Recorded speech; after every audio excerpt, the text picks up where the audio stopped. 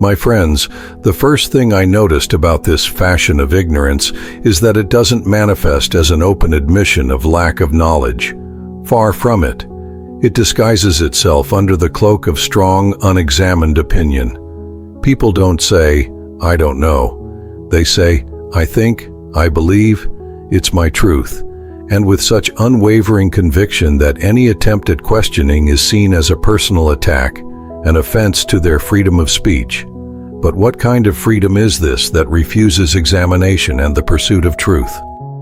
True wisdom, as I always taught, begins with the recognition of one's own ignorance.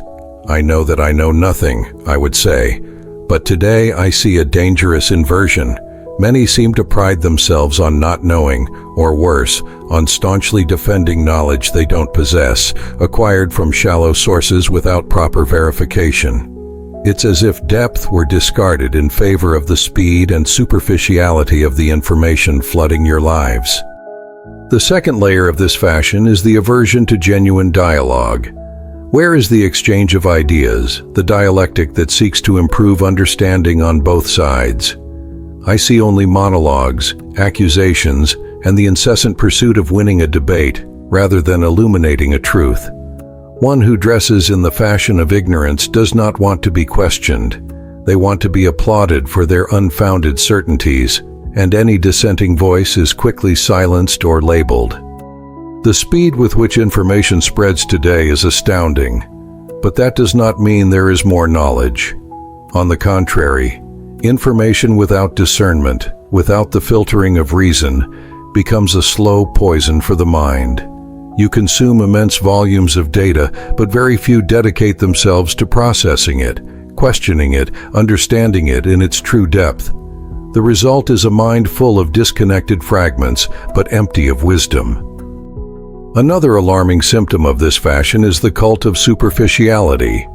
The depth of an argument, the complexity of a problem, the nuance of an idea. All of this is sacrificed in the name of agility, synthesis, summary. It's as if your minds have been trained to jump from branch to branch, never landing long enough to savor the fruit of true understanding. What is lost is the ability to think critically and to form solid convictions. Exaggerated emotionality is also a powerful ally of this fashionable ignorance. Instead of arguing with logic and evidence, many prefer to react with passion, with indignation, with the fury of emotions. When feeling takes the place of reason, truth becomes a mere detail, and manipulation becomes an effective tool. Passion without the compass of reason is a rudderless ship, easily swept away by the currents of misinformation. The polarization of ideas is yet another reflection of this trend.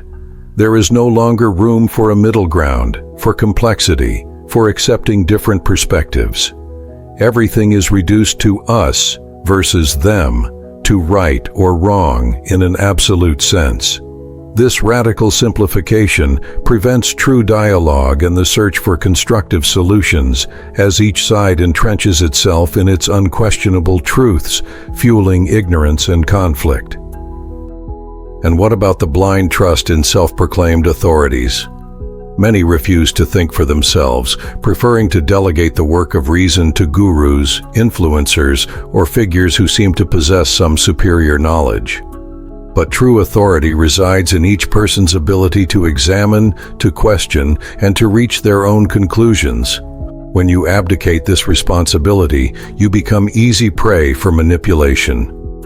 The arrogance of non-reflection is what bothers me most. In ancient times, those who did not know remained silent or sought to learn.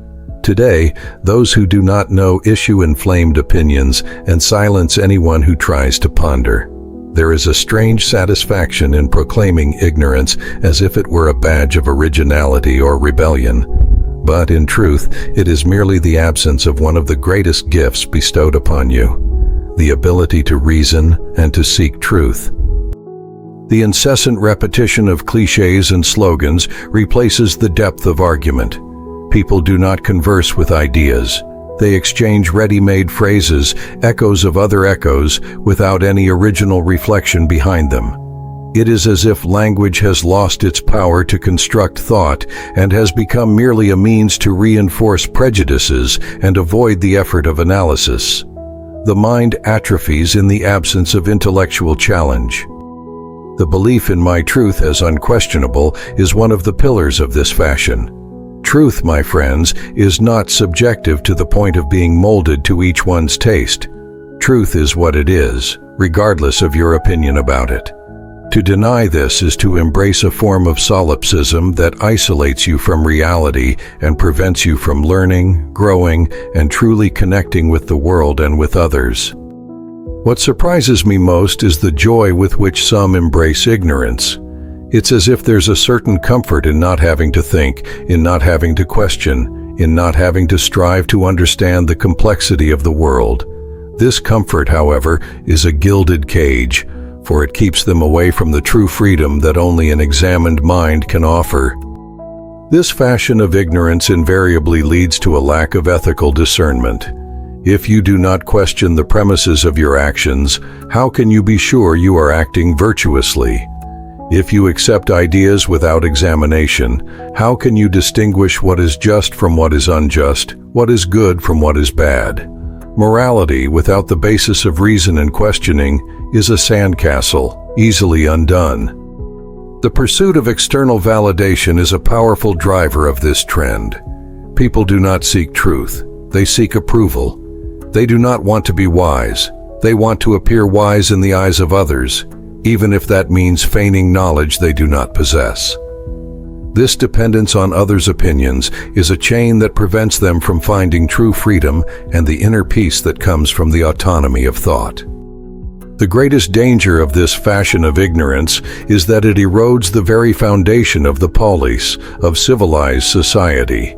A democracy, to be robust, needs thinking, critical citizens, capable of discernment and active participation in the pursuit of the common good.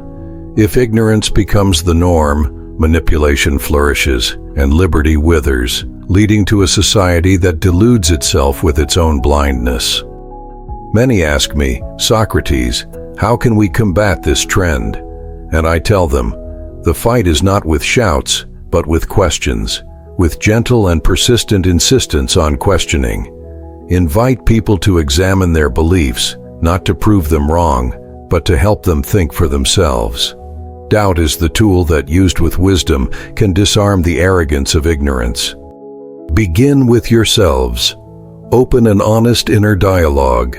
Question every idea that comes to mind, every belief you hold, every prejudice you might harbor. Ask, is this truly real?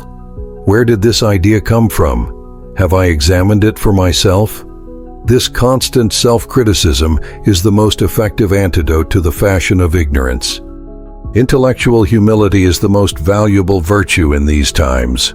Recognize the vastness of what you do not know and the complexity of what there is to learn.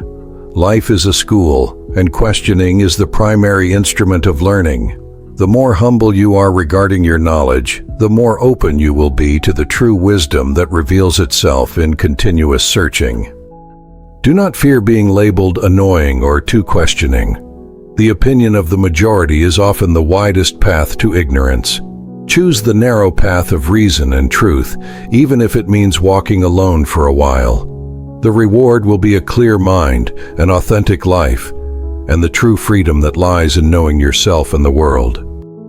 May my words serve as a gadfly in your minds, stinging complacency and inertia. Don't forget to like this video so the voice of reason can reach more hearts and awaken them to the urgency of an examined life. And follow this channel so my future reflections may continue to guide you on this noble and solitary journey against the current of ignorance.